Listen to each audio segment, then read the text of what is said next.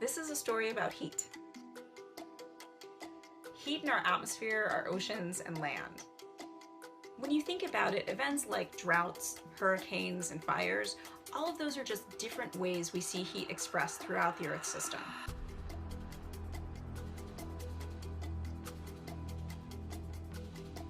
You've probably been bombarded with a lot of intense headlines in 2020.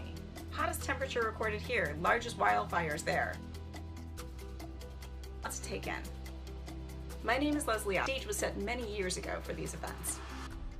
Over the last different ways our planet responds to the variations in movement of heat can help us better prepare for the future.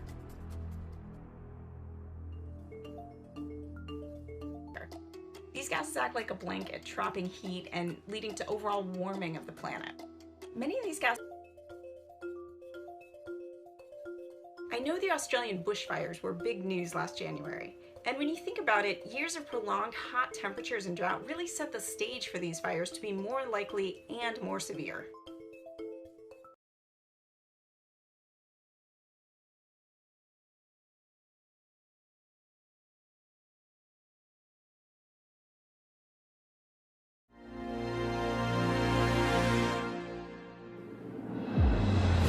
How do we create a future in which both people and nature can thrive?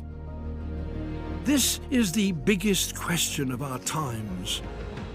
In the next few decades, we need to do something unprecedented, achieve a sustainable existence on Earth.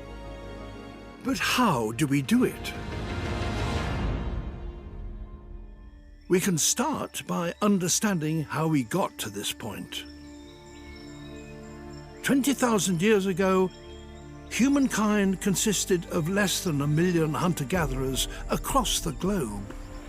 We lived within the resources on offer, in balance with nature. A strategy that could theoretically last forever. But it wasn't an easy life. Nature determined our survival. We used our unique minds to challenge that reality. We learnt how to tame the wild, get more from the environment. Our population boomed, as did our demands.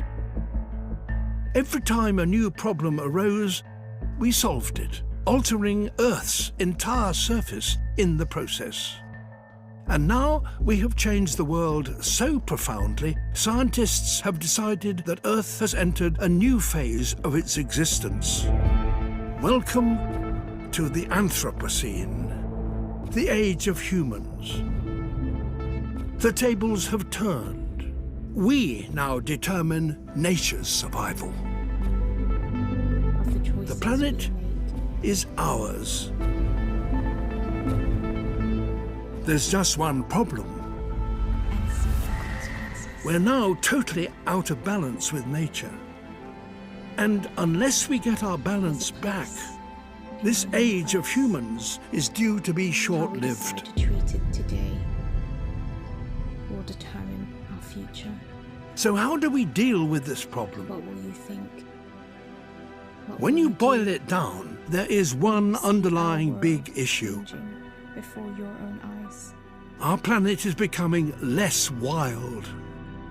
Our species has cleared 3 trillion trees, cultivated half its fertile land, and now fishes across most of the ocean. In the last 50 years, the populations of wild animals have reduced by 60%. We've replaced them with ourselves and our domesticated animals and plants. Today, we and the animals we raise account for 96% of the mass of mammals and 70% of the birds on Earth. There's very little wild left. This biodiversity loss is not just a tragedy, it's the single biggest problem we face. Without biodiversity, the world as we know it doesn't work. Our planet needs its wild spaces. Every one is a component in the global machine. Only if they are all healthy can the planet run smoothly. A less wild world is less able to provide for our needs, less able to maintain dependable weather and seasons, less able to absorb our impact.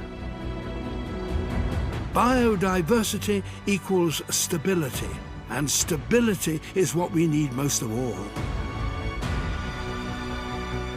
Can we turn this situation around? Can we rewild the world? Well, maybe, due to one key change. As societies develop, something is happening that has never happened before. People are having fewer children. Globally, since the year 2000, the number of people under 16 years old has hardly changed. The main reason our population is still rising is because people are living longer. If this continues, our population may finally stop growing by the turn of the century. By investing in education and women's rights and raising people out of poverty, we could bring about peak human even sooner. This changes everything. It gives us the opportunity we need to regain our balance.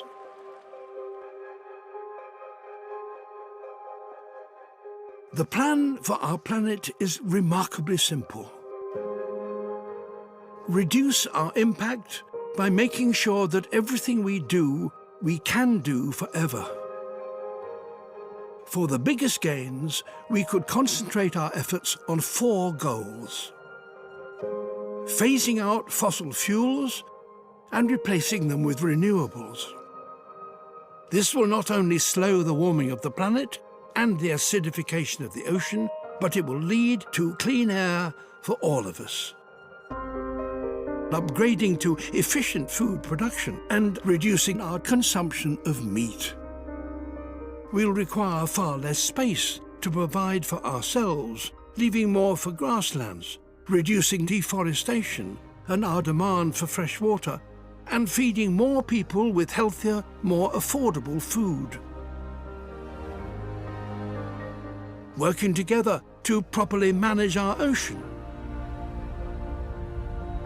A global network of no-fish zones and a treaty on the use of international waters would restore the health of the ocean so it actually produces more fish for us all to eat.